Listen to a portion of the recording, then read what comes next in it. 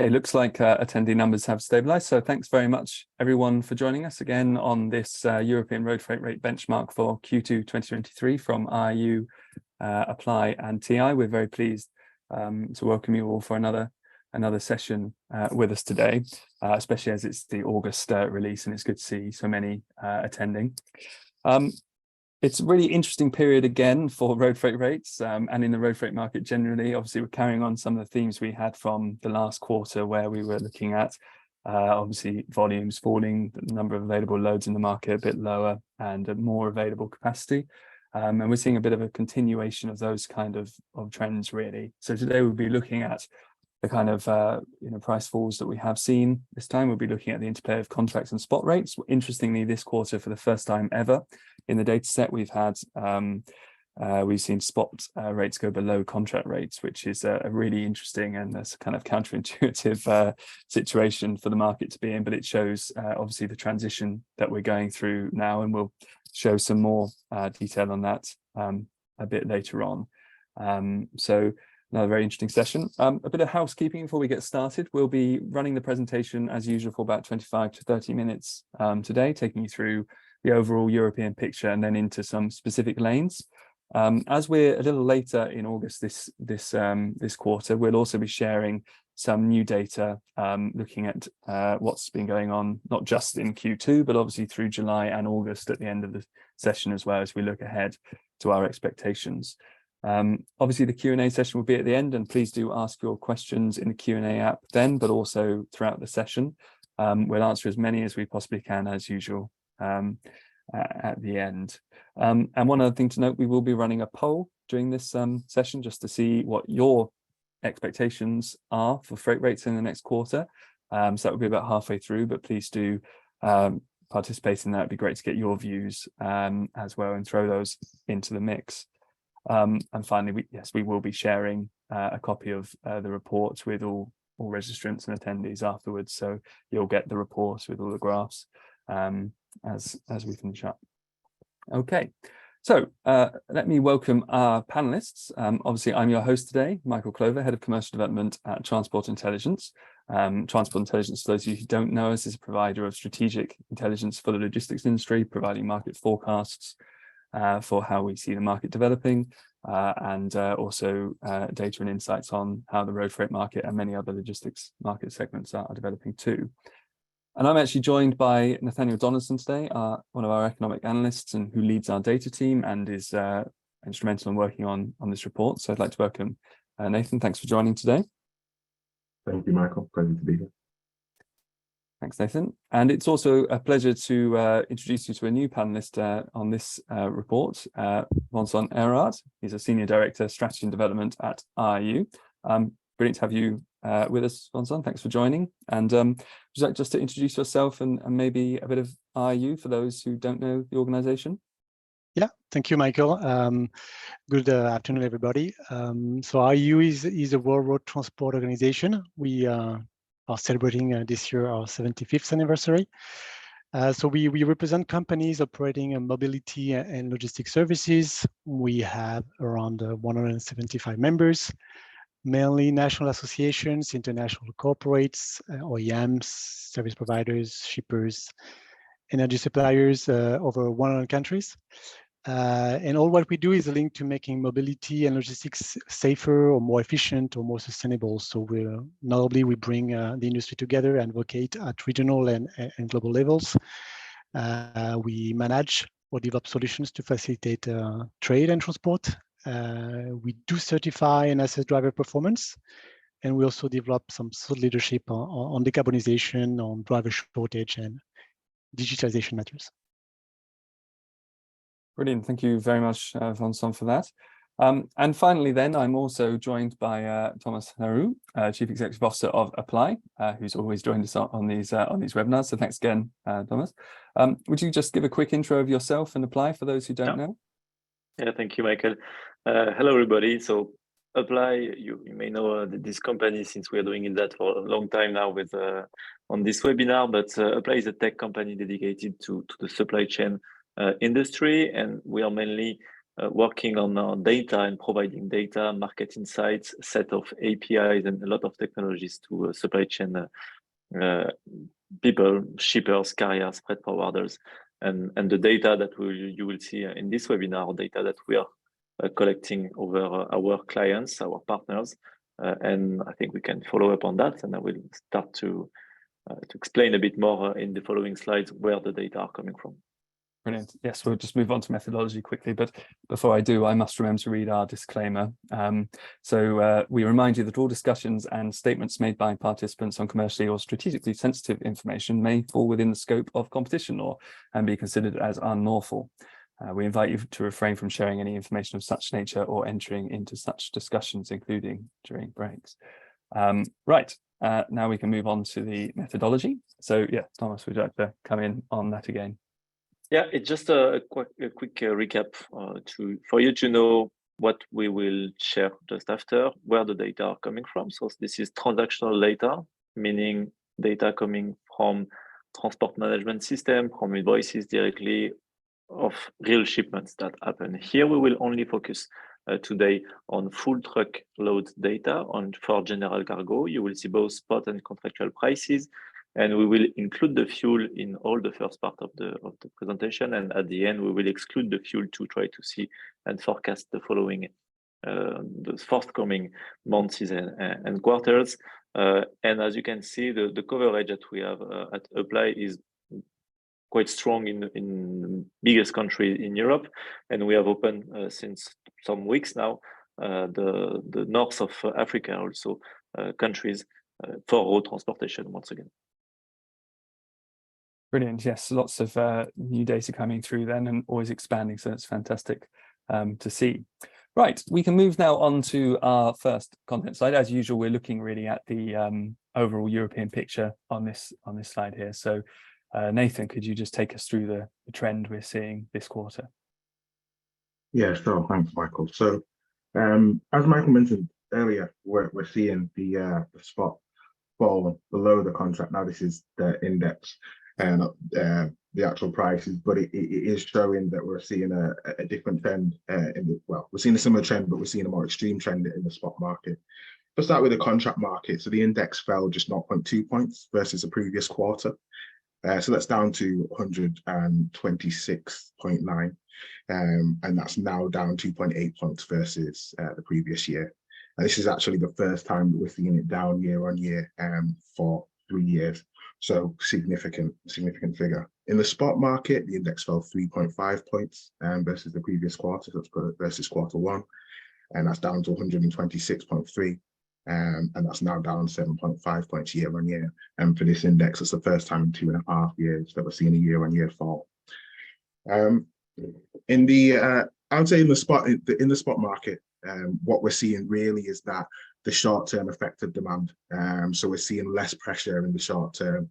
Now, most significant factors being obviously lower consumption. So we're seeing that high inflation has now eroded the consumer spending power in Europe, and this sees retail sales down in Germany, France, Poland, Italy, and Czechia.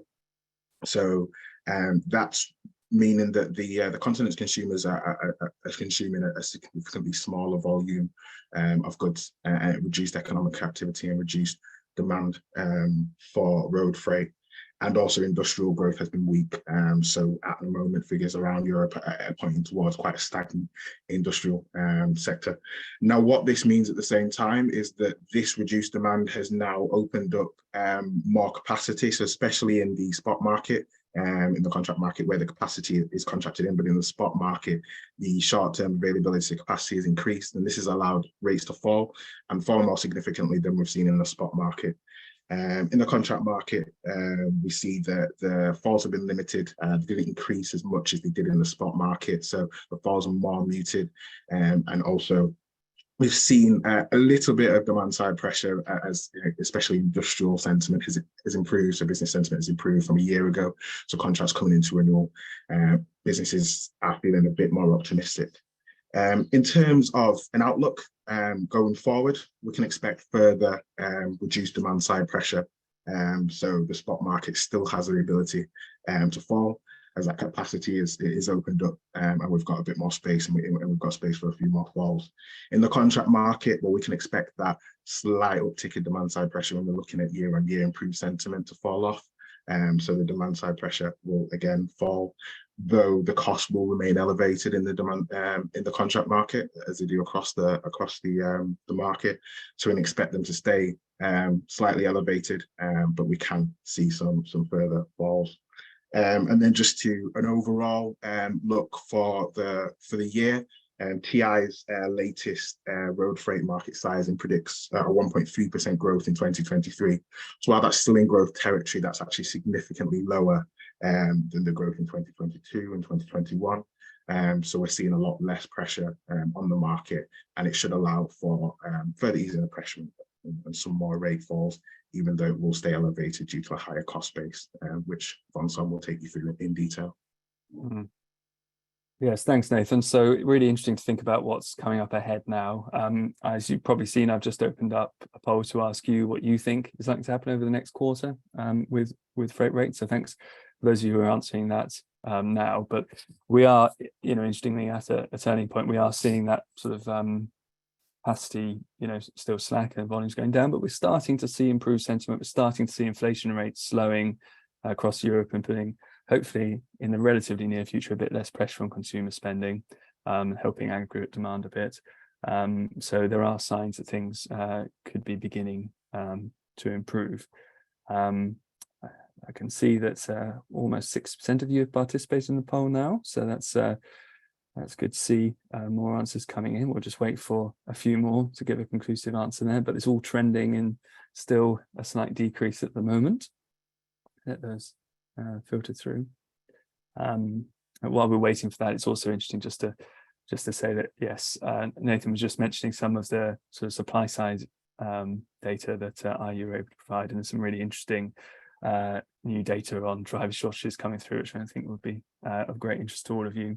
It shows really, how well, I suppose you could say how the demand side slackening off is helping with that driver shortage, but I'll let Vincent take you through that in a bit more detail.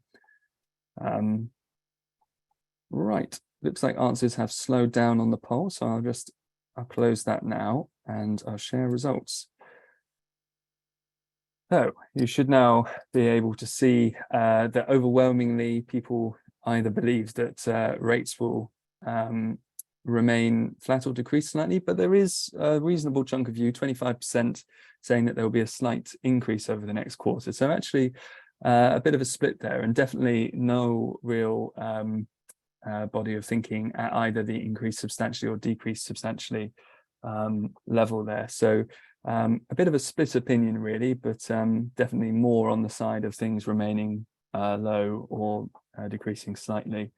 So that's very interesting. Do you have any immediate comments on that, Nathan? Yeah, I think that that looks, in what we're seeing at the data at the moment, that sounds about right in terms of we do see space for further falls. If we're looking at the pressure is easing on the market, the pressure that we've seen, the costs have already receded somewhat, that they stay higher. So we don't expect to see significant falls, and we can't expect to see them fall back down to the prices that we've previously seen. And we don't see any upwards pressure. If we look around the European market as a whole, it's looking, like I said, stagnant. So we're looking to level off, but with some space for some further falls if we're seeing some lower pressure, but nothing significant. Okay, great. Well, maybe we should dig then into that cost side a little bit further and move on to onto the next slide then, and see what's maybe maintaining that higher cost base that we see. So let's move to the next slide. And this is the first one focusing on diesel prices. You see a bit of a change on the trend there. So Vincent, would you just take us through that? Sure. Thank you, Michael. So this graph shows the evolution of diesel prices at pump collected from our network of members. And as you can see on this chart in Q2, diesel prices continue to decrease, and until beginning of June, along with falling demand and economic slowdown, reaching their lowest level since the beginning of the war, with an EU weighted average diesel price at pump at 1.54 euro per liter. But also what you can see on this chart is that diesel prices have increased since then by around 2%, reaching on average at the end of July 1.64 euro per liter.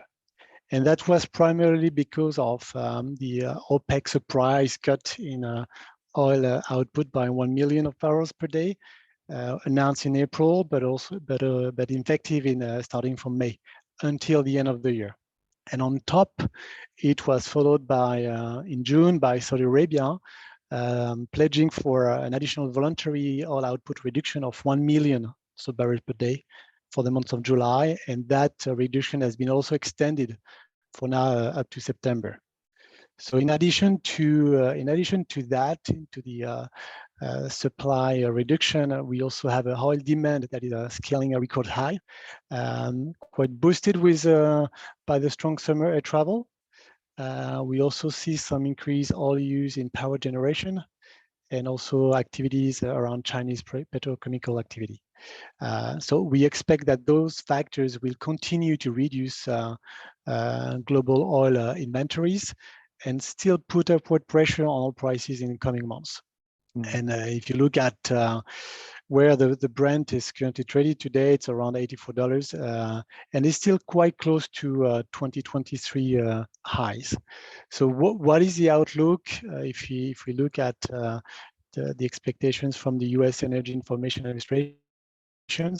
They expect that the Brent oil spot price will remain high within the next months, reflecting the expectation of a decline in global oil inventories. There are some projections around between $80 to $84 on average for Q4 and 2024. So it's quite down versus the average we had in 2022 at $101, but still high. And we see that it's leading continuous pressure on diesel prices at pump in the coming months. Okay, thank you. So a bit more upward pressure there on that side on costs. Now, obviously, driver shortage is always an important element on cost, because if there's a shortage, it's going to drive up wages. But so we've had some great data in this presentation over the last couple of years from IRU on that subject, and this new release shows what's happening now. So would you take us through this, Vincent? Yeah, sure. And Nathan introduced that element. We run every year our driver shortage survey, and was report should be available around October, and we have some webinars around this. But what are the preliminary data that we can find is the transport companies reported so far that they expect for the year 2023 around 7% of truck driver positions to remain unfilled. And this is to be compared to the 10% we had a year ago. And you can see that this 7% is quite shared by the majority of EU countries. And all the countries, except Netherlands, but they remain stable at 7%, all the countries have a driver shortage decrease. And the primary reason, and Nathan introduced that at the beginning, is the decline in transport demand and following the decline in consumption. And one interesting also element that I would like to highlight is if you look at UK, which had one of the most acute truck driver shortage at the end of 2021, 10% as well.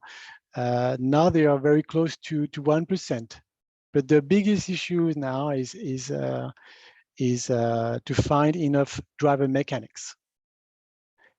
But my message is not that driver shortage is off the grid, and is not something we need to consider. Is despite it's a temporary relief, and we still consider that driver shortage still remain an issue for operators, with more than 220 truck driver jobs unfilled in Europe.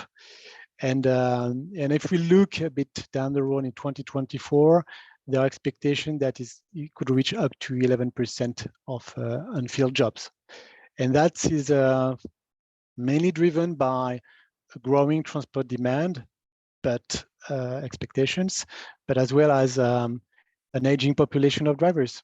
And we did that in some webinars before. We have 1/3 of truck drivers in Europe currently that are over 55 years old. They're going to retire within 5 to 10 years. And the problem is we don't have sufficient entrants basically joining the profession to compensate the ones that are leaving. we have less than 6% of truck drivers now that are below 25 years old. And if I push a bit down the road, we estimate that more than 1 million of truck driver jobs could be unfilled within 5 to 10 years. So the situation is quite serious. Obviously, we will look at the different measures. I don't want to enter into the details, but the measures that are looking at are around facilitating the access to the truck driver profession. So subsidizing the cost of a driver license. Usually it's quite a heavy cost to enter it. It could be multiple times the minimal monthly legal salary. So that's one way. The other way they are looking at, especially Europe, to facilitate the recruitment of third country drivers. And these third country drivers today represent around 10% in Europe. So to give you a bit of a sense of magnitude. And the last but not least is all the efforts that every companies are doing to track, basically, or to improve the trackiness of the profession, access to safe and secure parkings, improve treatment at delivery sites, and new operating models as well to reduce the time spent away from home. And maybe a last word on the wages. You mentioned that, Michael. I mean, pressure, we see that from Eurostat. Labor costs went up by around 6% in the last quarter of 2022. And the pressure still is for the road haulage sector due to the driver shortage I mentioned, and more acute when the transport demand will pick up. That's what I can summarize in a few minutes. Yeah, thank you, Vincent. Yeah.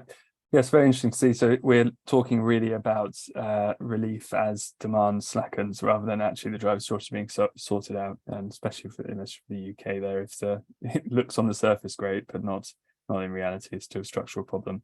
And yeah, you've highlighted, I think, the forecast, the outlook there as well. In this graphic shows that quite nicely, the volume and the and unfilled positions progression. Okay. If we move on then to the next rate slide, I think we've got here a look at the one of the larger volume lanes in Europe again, the Madrid to Paris lane, and again you can see big falls consistently in Madrid to Paris, but different story on the other legs. So Thomas, would you just take us through this? Yeah, of course.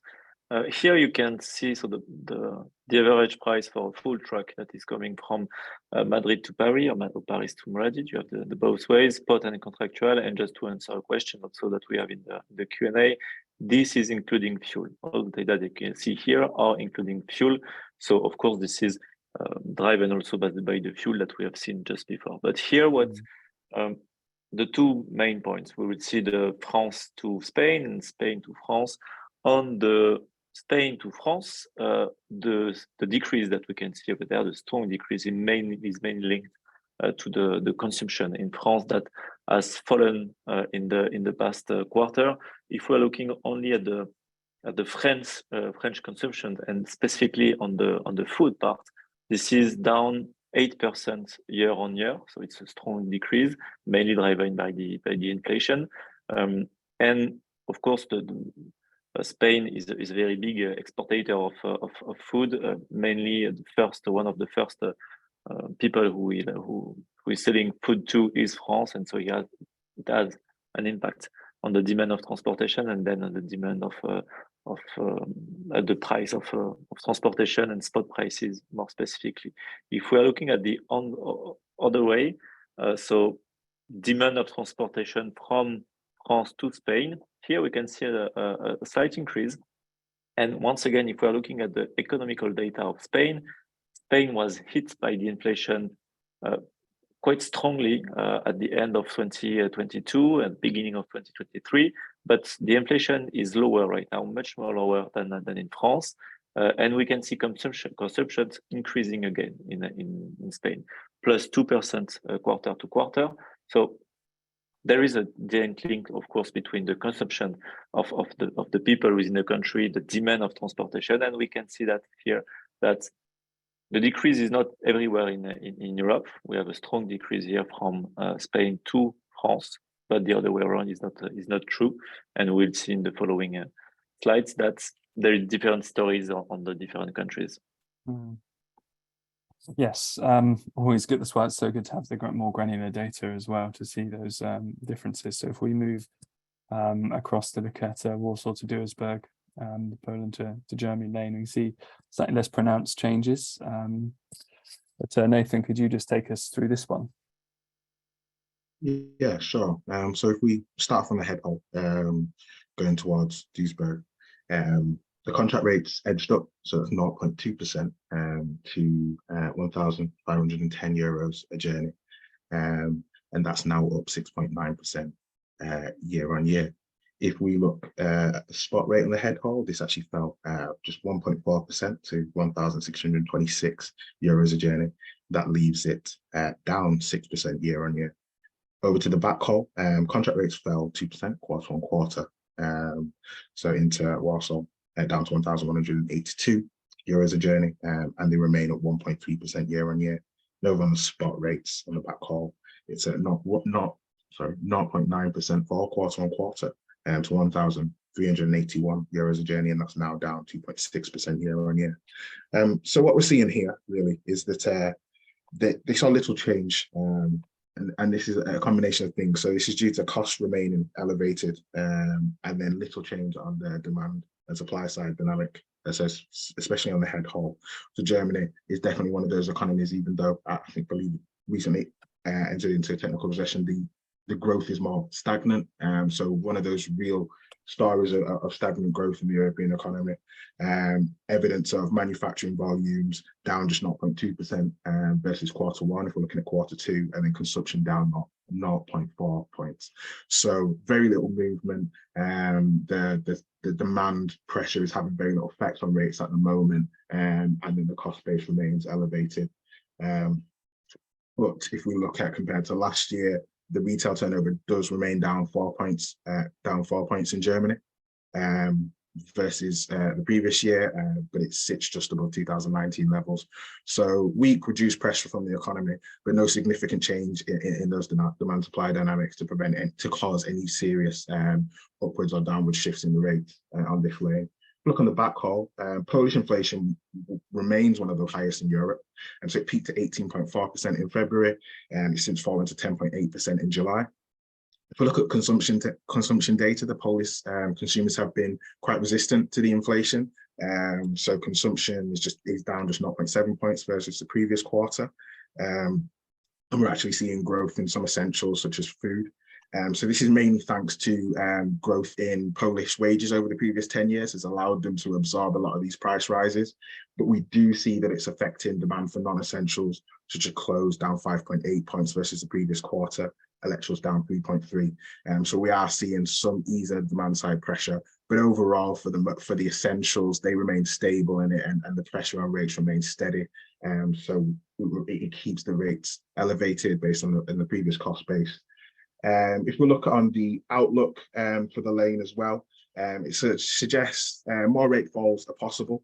So German new orders are down 4 points and Polish new orders fell 13.9 points. So if we look on the industrial side, where consumption remains steady and resilient, we are seeing some fall in the industrial demand. This is probably a result of higher interest rates, reducing investment, reducing expansion of production, and then also there's less incentive because of lower consumption versus the previous year's levels to expand production.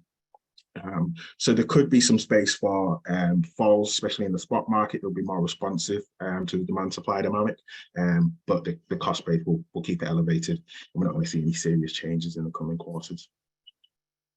Okay, thanks for sharing that, Nathan. So fairly steady situation there you're anticipating. So last name we're looking at here is Duisburg to Lille, and Vincent, would you provide some insight on that, please? Sure. So on the head hole towards Lille, what we could see, the contracts rates fell 2.7% quarter on quarter to 687 euros, and remains up 1.2% year on year. Looking at the spot pricing on this leg, they fell 3.7% quarter on quarter to 732 euros. And now down 4.7% year on year. If you look now to the backhaul contracts, rates, they grew 1.1%. Quarter on quarter to 505, and leaving them up 8% year on year. And sports rates fell 5.6% quarter on quarter to 532 euros, and now down 11.9% year on year, quite significant. So now if you look at sports rates on the back, they are now just 5% more expensive than contract rates. And that's important when you compare to when it was down from 2.4% in the previous quarter. So what are the main basically key drivers? In Q2, we observed that French retail sales were down by 1.24% versus last quarter, mainly driven by food goods, down by 2.95%. We also analyzed a steady fall in demand for German goods, which led to gentle rate falls. On the opposite, we have the French manufacturing that are continue its steady growth up to 1.7%. So the result overall is a reduced demand, but limited, but rate falls were limited by the French industrial output. Again, as you mentioned, as Michael also, is the inflation is still a major driver. It's true for France and Germany. French inflation dropped to 4% in June. However, the food inflation, and that's one important, sat at 13.6%. So the effect was inhibited growth on the discretionary spending, and the same appears for Germany. If we look now to the backhaul, now we have two contracting stories. On one side, the spot market rates fell due to reduced demand, but also a lot more competition between all years. Inflation is around 6.4% in June, still growing from May by 0.3%. So it's not, we don't have clear stable prices. However, we still have the same phenomenon than in France, with a food inflation that is 13.4%. And now consumers are paying much more for regular essentials, and obviously smaller volume for goods that are demanding. And that's free up some capacity in the spot market, and then greater supply side competition, which reduces the prices. That's what we can observe so far.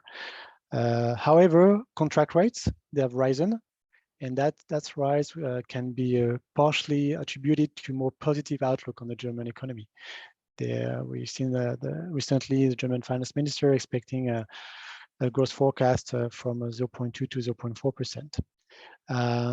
So still, despite the fall in food prices, we feel that the whole year's operating costs are still on the rise, without mentioning the vehicle prices, the maintenance costs, tolls, and salaries. And that's why, as we believe that in this context, companies may seek to secure greater capacity in the coming next 12 months by accepting more higher contractual rates. Brilliant. Thank you, Vincent. Yes, very interesting. But yeah, still no sign really of that cost base declining too much. Yeah, the rate falls are more limited. Okay, so our sort of select highlight trend this quarter is to look at basically the ports, and we've seen some really sharp decreases on these ones. Nathan, I'm afraid we're a little short on time, so we might have to ask you to just highlight the key points on this lane, if you don't mind.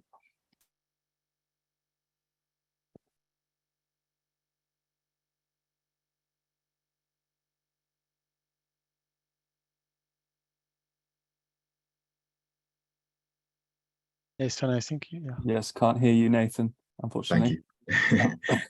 Yeah, so we're seeing some significant falls on this lane, especially if we look on those export lanes and the export legs, and then the spot on the import. I would say one thing is that we're seeing that volumes through ports are down significantly on previous levels, though around the world we're seeing some rises in quarter two. TI's port index in our ocean freight tracker puts growth in port volumes for North America and Asia Pacific, but most significantly we're seeing that European volumes are still falling, so quarter on quarter they're still falling, and that's during a quarter where we would expect a rebound from a quiet quarter one following peak. So volumes at European ports still down 0.2 points. we can see that we're seeing lower investment from interest rates, reducing demand for European intermediate goods, European machinery, flowing outwards from the continent. We're also seeing a struggling Chinese economy and the decoupling of the economies. So this is really reducing the demand for the volumes of goods through the ports. And then we're seeing this significantly on the export market, both spot and contract. We're also seeing it through the spot market as capacity available for port goods is freed up. Contract rates still remain elevated based on growing costs and not as I would say an improved, it's not necessarily improved sentiment for the economy, but compare it to this time last year, European view has improved somewhat for inflation, for business costs. So that keeps the import rates slightly elevated. Okay, thanks Nathan. So we'll move on then to our last couple of content slides here, but these are where we're trying to show a bit more of the more recent data and hopefully can show a bit of a forward-looking view as well. So this one looking at Barcelona to Milan. Thomas, would you take us through this one? Yes, the following slides are a bit different than the previous one. This is the part of the webinar where we try to take the last data from the past weeks and try to forecast what might happen for the end of the year and Q1 or Q2 of 2024. So it's a difficult game, let's say, to try to forecast the future. So we will see what happened in the following months. But what we can see over there here with week-to-week analysis, and you have euro per kilometer for the full truck here, is that the decrease of spot prices is still continuing. So the one that we have seen on the Q2 is continuing into Q3. We have some weeks in which the spot prices were below the contractual one. We have many clients, many shippers we are working with that are telling us that it's been a long time since they haven't seen that. The months of July and August where the spot prices that they were paying were below the contract one that they had. And maybe we can jump on the other one also, please, Nathan, just to Michael, thank you. Here, this is France to so the Duisburg to Lille, the one we have seen previously, and we have what we see basically that the decrease that was quite sharp in the Q2 on the July and August is still continuing, but the decrease is much more lower. So our guess, and this is where we are starting to guess, is that economy is quite weak. When we're looking at the outlooks for the European economy, it's 2024. It's better than 2023. We are, I think, at the European level, they are expecting an increase from 1.2 to 1.7% of the total GDP. But still a weak economy, and some people were expecting China to boost again after all the COVID part and the shutdown that they had. This is not the case. We can see that in the past weeks and months. China has serious issue. They are down by 12% on the export part. They are down by 6% or 7% in the import part. So the outlook for the end of the year is not good in the term of the demand. Now, does it mean that the rates will fall down? From my opinion and the opinion of our experts is that this is not the case. Why? Because the structural cost of road transportation are higher than they were previously to the COVID. Salaries are higher. The cost of a truck is higher. We have seen that also in the pool and the Q&A. Maybe someone can share an opinion on that, but the toll on many countries, in Germany, in France, in many countries, the toll fees are increasing, but increasing about 2 digits. So for sure, this will have an impact on the cost of transportation, of road transportation. And our opinion is that the decrease will stop. We will have not only stabilization of the cost over the months to come. And then the big question will be at the end of the year, the peak season of Christmas, will the consumption will be here or not? And if this is not the case, here we can enter in a quite blurry part. Our opinion is that rates will start to increase again in Q1 or Q2 2024, but it will be a slight increase. linked to the demand that will start again, and of course to absorb also the costs that are much higher right now than they were previously. I don't know if guys, you want to share also your knowledge. I think that we had a lot of questions on the German tolls and tolls in general. Yes. So I don't know. Yeah, well, certainly, yes. I think we'd agree with that. And I think we're not quite clear, or haven't quite been informed of what we expect to see from the German toll increases. But I've seen figures from between 12 and 16%. And I think the idea is 200 euros per ton of CO2 emitted as well. I think there's also been the talk of excluding zero emissions vehicles as well. Maybe Vincent knows a bit more about that. But certainly we would expect that to have a big increase on cost, because of course you expect transport companies and carriers to pass that through. You know, obviously their margins at the moment are pretty thin anyway.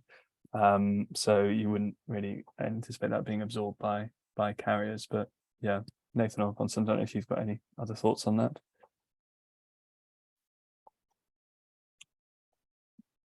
No? Okay. All right.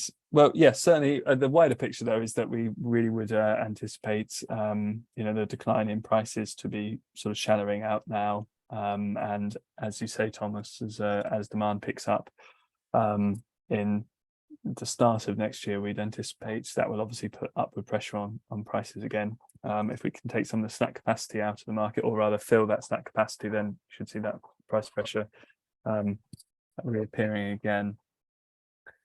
Okay, so we'll move on to our Q&A session now. I can see that we've already answered a few of the more straightforward questions via the apps, so that's good. But still, 30 or so questions we need to answer. So I can see two here at the top, Thomas, that you've mentioned you'd like to answer. One about basic methodological. Do these include LTO rates and groupage?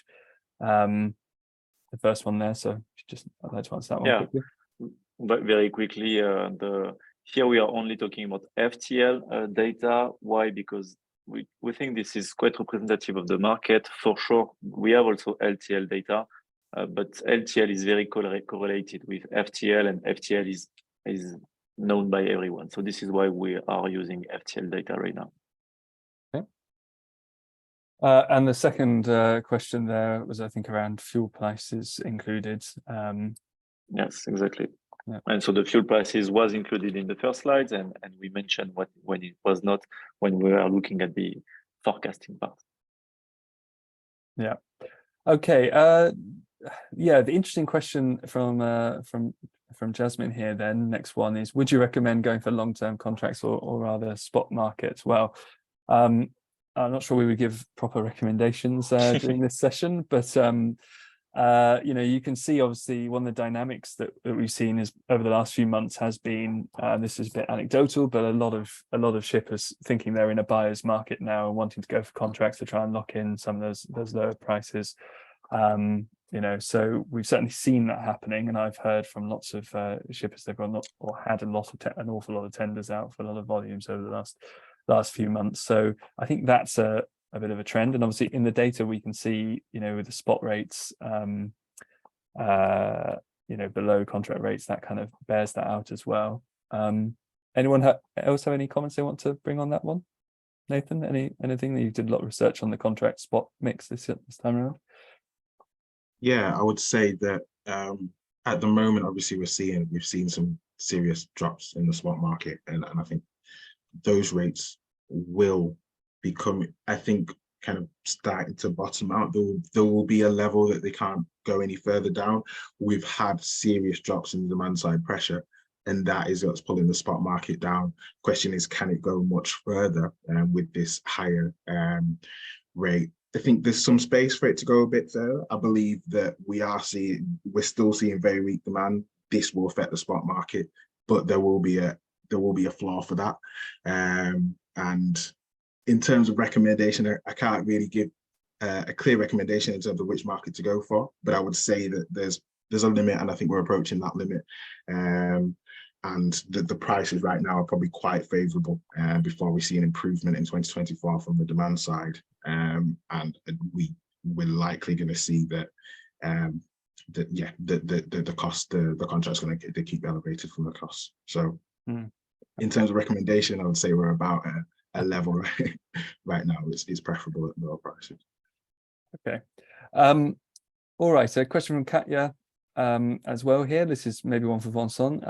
Just maybe touching back on something you spoke about with the UK driver shortage. And there's a couple of other questions on that, basically asking, okay, so is that really just down to the lack of demand? Is there an improvement in drivers in the UK? So could you offer some more insights on that, Vincent?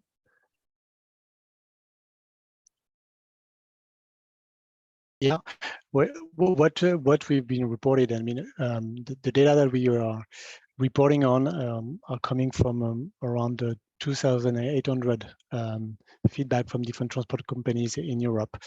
The feedback we receive, and we're getting to more details in the report, is mainly coming from the demand. And again, it's a question of a temporary situation where we adjust basically the level of the expectation of driver needs for fulfilling the orders that they are collecting over the next I would say months and years, based on the projections of transport demand.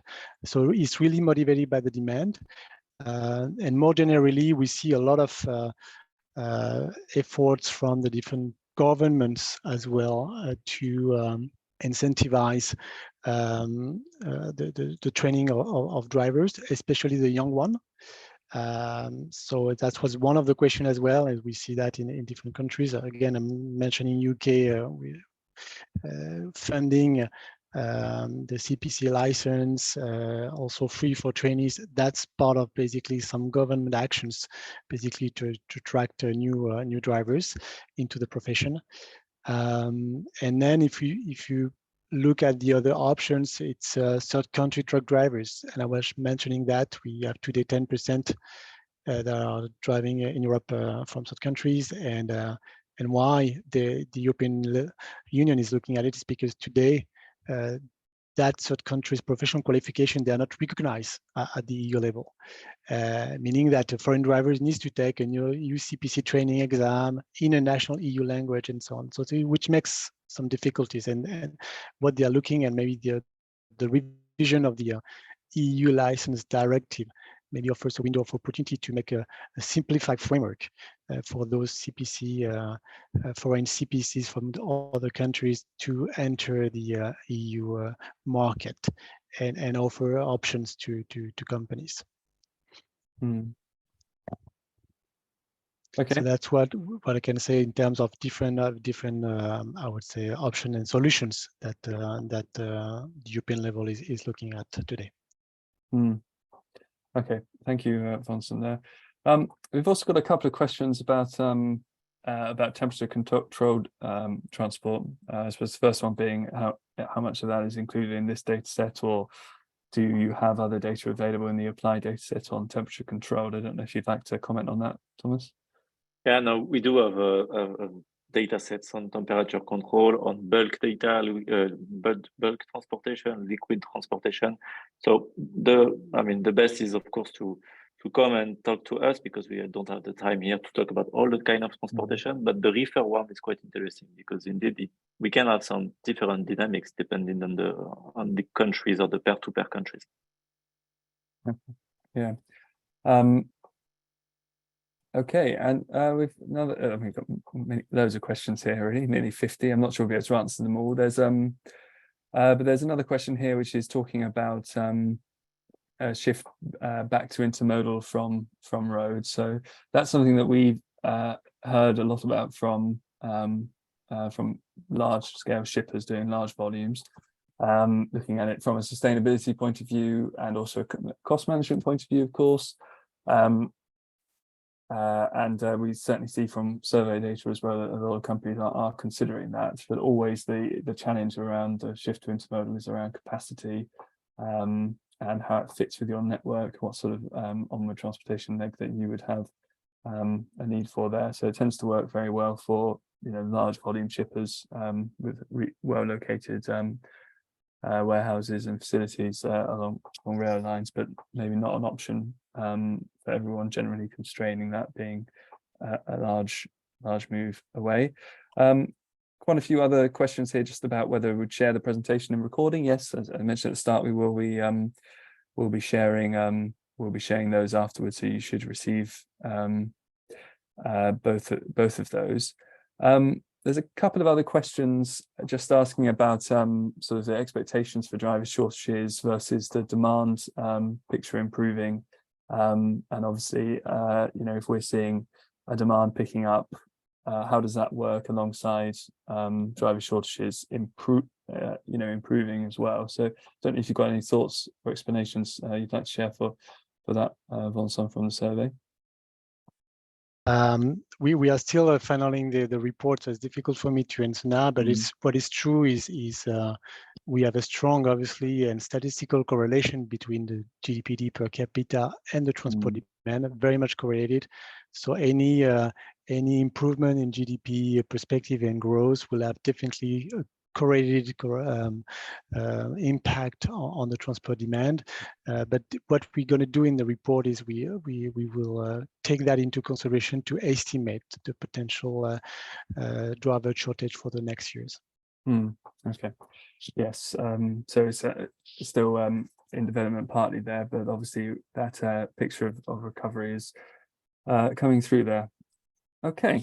Well, it's we've gone over our allotted time now by about 5 minutes. So thank you very much, everybody, for all your questions, and thanks very much to our panelists for answering as many as they can. If you do want to carry on the conversation, you have further questions on you know, whether it's on rates and data coverage, please do get in touch with Upply for more conversations on driver shortages, supply side issues, regulatory issues. I'm sure IRU would be happy to hear from you, and the wider issues around the market and strategic development of the logistics industry.